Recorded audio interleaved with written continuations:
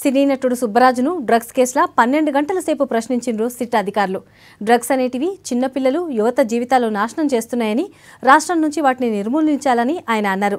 SIT అధికారులకు సహకరించిందని, మళ్లీ కోర్తే విచారణకు వస్తానని చెప్పిండ్రు. డ్రగ్స్ కేసుని ప్రభుత్వం, సిట్ అధికారులు సీరియస్ గా తీసుకున్నారని చెప్పిండ్రు సుబ్బరాజు. 1 వీక్ బ్యాక్ సిట్ వాళ్ళు నాకు ఎంక్వైరీ నోటీస్ పంపించడం జరిగింది. నేను చెప్పాను 21st అటెండ్ అవుతున్నానని చెప్పాను.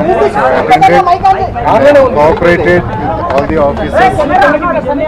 ఇది it's an enquiry which is going on a very serious case where state is facing right now.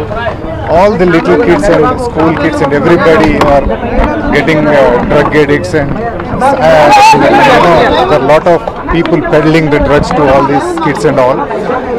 So దీని మీద పిల్లలు కూడా చాలా మంది ఎఫెక్ట్ అవుతున్నారు. సంగతి మొత్తం అందరికీ తెలుసున్నదే, ఇవాళ నేను కొత్తగా చెప్పేది ఏం కాదు.